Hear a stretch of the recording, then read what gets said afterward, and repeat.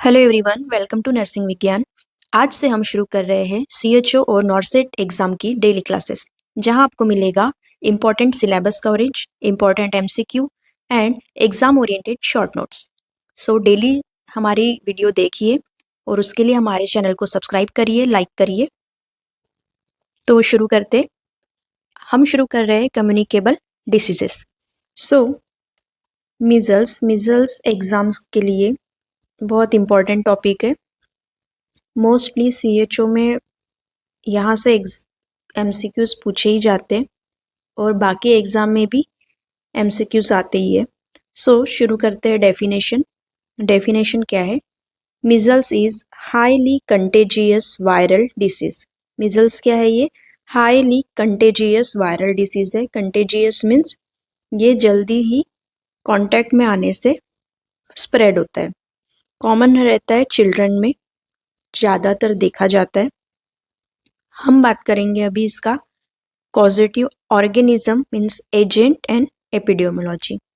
सो उसके पहले मिजल्स के दो नाम और है, वो भी देख लेते हैं। मिजल्स को रूबियोला भी कहा जाता है और फोर्थ डे फीवर भी कहा जाता है और इसके एमसीक्यूज एग्जाम में पूछे जाते हैं, तो आप नोट कर लीजिए। फिर एक कॉजेटिव एजेंट या फिर हम उसे बोलेंगे कॉजेटिव ऑर्गेनिज्म या फिर हम उसे बोलेंगे एजेंट। तो एजेंट है पैरामिक्सियो वायरस फैमिली से RNA virus.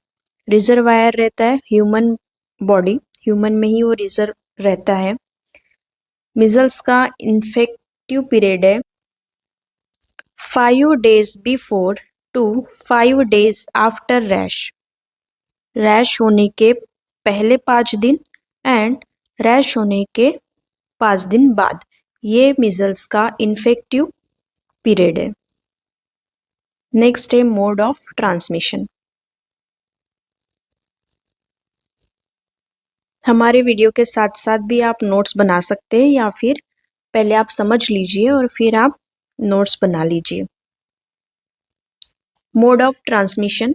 Mode of transmission क्या है? मीन्स कैसे ये एक पर्सन से दूसरे पर्सन को स्प्रेड होता है।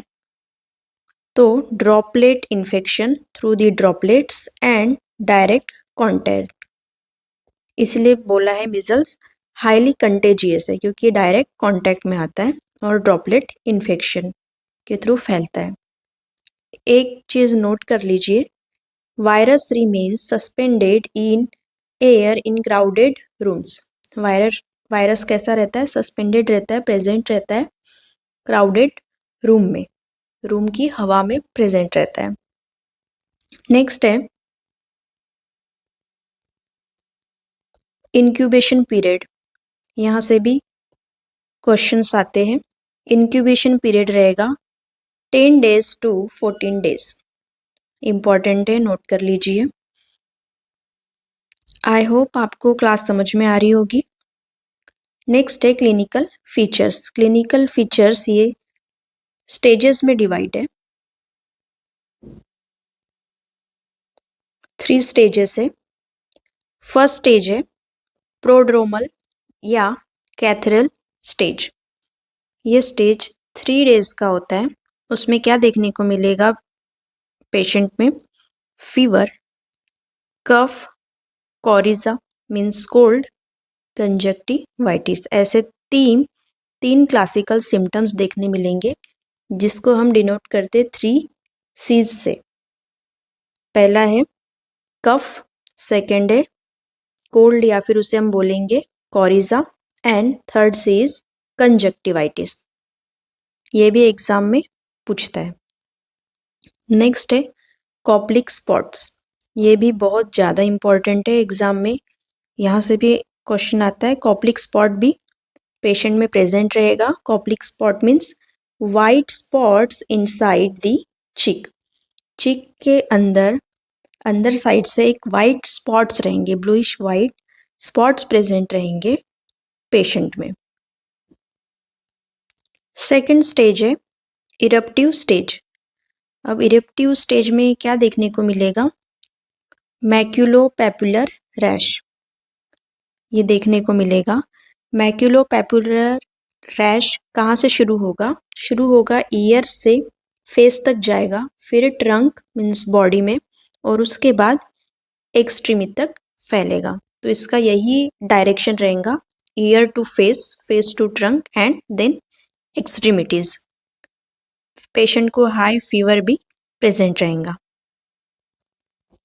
नेक्स्ट है third stage, recovery stage. So recovery stage में क्या होगा? Rash fades in the same order. जो रैश हुए हैं ईयर से एक्सट्रीमिटीज तक, तो वो वैसे ही फेड होंगे। पहले ईयर से फेड होगा, फिर फेस, फिर ट्रंक एंड फिर एक्सट्रीमिटीज से फेड होंगे, मीन्स धीरे धीरे सबसाइड्स होंगे, कम होंगे। ब्राउनिश डिसकलरेशन में रिमेन टेम्पररी। जो रैश हुआ है पेशेंट के बॉडी में, वो रैश कैसे होंगे? टेम्पररी ब्राउनिश कलर के होते जाएंगे, डिसकलरेशन होगा और वो में टेम्पररी रह सकते हैं। आइसोलेशन, फिर नेक्स्ट हेडिंग आती है हमारी आइसोलेशन। आइसोलेशन कब करना है? यहाँ से भी क्वेश्चन पूछ सकता है। Child should be isolated from cathedral stage until third day of rash. कहाँ से चाइल्ड को आइसोलेट करना है? कैथरल स्टेज मीन्स जो फर्स्ट 3 डेज रहते शुरू के, वहाँ से until third day of rash, rash आने के थर्ड दिन तक, रैश आने के तीसरे दिन तक पेशेंट को आइसोलेटेड रखना है, ताकि वो इन्फेक्शन दूसरे को फैले ना। अब देखेंगे कॉम्प्लिकेशंस। कॉम्प्लिकेशंस भी इम्पॉर्टेंट है। तो कॉम्प्लिकेशंस है pneumonia, otitis media means ear infection, diarrhoea and encephalitis. Pneumonia जो है वो मोस्ट सीरियस कॉम्प्लिकेशन है बेबीज में, और एंसेफेलाइटिस रेयर है बट डेंजरस होता है। तो ऐसे 4 इम्पॉर्टेंट कॉम्प्लिकेशंस है जो आपको याद रखने हैं। Then how to prevent and control measles. So immunization आप सभी को पता है, वैक्सीन्स लगाया जाता है। MMR वैक्सीन कब लगाई जाती है? 9th मंथ में लगाई जाती है, और बूस्टर डोज होता है 16 to 24 मंथ्स में। कैसे लगाई जाती है? सबक्यूटेनियस लगाई जाती है। उसके बाद आइसोलेशन ऑफ केस, जो हम पहले भी पढ़ चुके हैं, जब तक कब तक है? Third day after rash onset. So ये प्रिवेंशन एंड कंट्रोल है। मैनेजमेंट क्या रहेगा इसका? मैनेजमेंट रहेगा, ट्रीटमेंट या मैनेजमेंट बोल सकते हैं। No antiviral therapy, antiviral therapy नहीं दी जाएगी, ओनली सपोर्टिव मैनेजमेंट रहेगा। तो सपोर्टिव मैनेजमेंट क्या रहेगा? जैसे कि पेशेंट को सिम्टम्स है उसके अकॉर्डिंग बेड रेस्ट, फ्लूइड्स देंगे, डिहाइड्रेशन प्रिवेंट करने के लिए, एंटी पायरेटिक्स देंगे अगर फीवर है तो, कोल्ड है तो।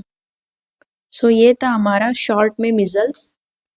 अगर आपको नोट्स अच्छी लगी है तो आप नोट कर लीजिए, और अगर आप बुक्स देखना चाहते हैं कि हमें कौन सी बुक रेफ़र करनी चाहिए MCQs के लिए प्रिपरेशन के लिए, तो आपको डिस्क्रिप्शन में लिंक्स मिल जाएंगी, तो आप वहाँ से देख सकते हैं और ऑनलाइन परचेस कर सकते हैं। Thank you.